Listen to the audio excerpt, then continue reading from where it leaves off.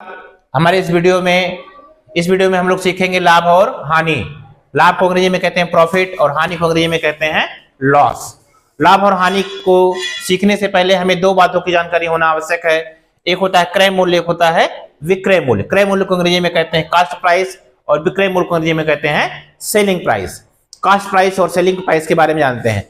हम बाजार से कोई भी सामान जब खरीदते हैं, जिस दाम पर खरीदते हैं उसे हम क्रय मूल्य कहते हैं, और जिस दाम पे हम उस सामान को बेचते हैं उसे हम विक्रय मूल्य कहते हैं। यहाँ पे हमने लिख भी दिया है, क्रय मूल्य का मतलब होता है वस्तु का खरीद मूल्य। जिस मूल्य पे हम बाजार से कोई सामान खरीद करके ले आते हैं उसे हम खरीद मूल्य कहते हैं, और जिस दाम पे हम मूल्य पे उस सामान को बेचते हैं उसे विक्रय मूल्य कहते हैं। अब हमारे पास जब क्रय मूल्य और विक्रय मूल्य की जानकारी हो गई, उसके बाद हमारे पास तीन स्थितियां बनती हैं। या तो हमारा क्रय मूल्य बड़ा होगा, विक्रय मूल्य छोटा होगा, या तो हमारा क्रय मूल्य छोटा होगा, विक्रय मूल्य बड़ा होगा, या तो हमारा क्रय मूल्य और विक्रय मूल्य आपस में बराबर होगा। तो हम पहली स्थिति पे चर्चा करते हैं, जब हमारा क्रय मूल्य बड़ा होगा और विक्रय मूल्य छोटा होगा। जब हमारा क्रय मूल्य बड़ा होगा और विक्रय मूल्य ज्यादा होगा तो हमें हानि होती है।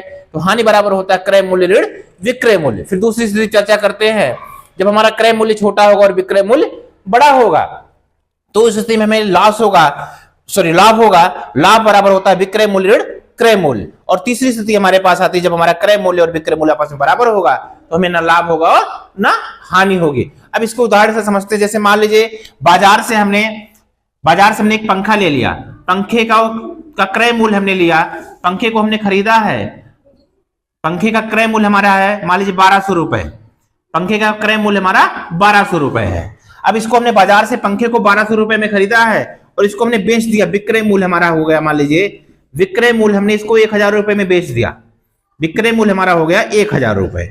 अब जब हमने 1000 रुपए में बेच दिया तो आप देख सकते हैं हमारा क्रय मूल्य जो हमारा है, क्रय मूल्य हमारा ज्यादा है, क्रय मूल्य हमारा ज्यादा है और विक्रय मूल्य हमारा छोटा है। जब हमारा क्रय मूल्य ज्यादा है और विक्रय मूल्य छोटा होगा, इसमें इस स्थिति में हमें क्या होगा, हानि होगी। तो यहाँ हानि निकालने के लिए हमारे पास होगा, हानि बराबर होता है ज्यादा में से कम को हटाते क्रय मूल्य और ऋण विक्रय मूल्य, क्रय मूल्य ऋण विक्रय मूल्य।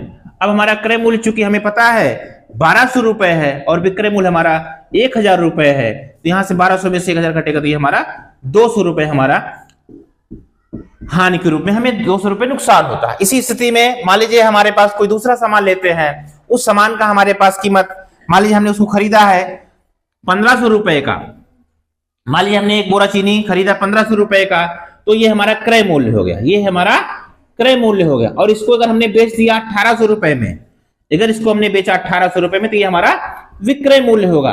इस स्थिति में हमें क्या होगा, क्योंकि हमारा यहाँ पे हम देख सकते हैं हमारा जो क्रय मूल्य है वो कम है और विक्रय मूल्य ज्यादा है, इस स्थिति में हमें होगा लाभ।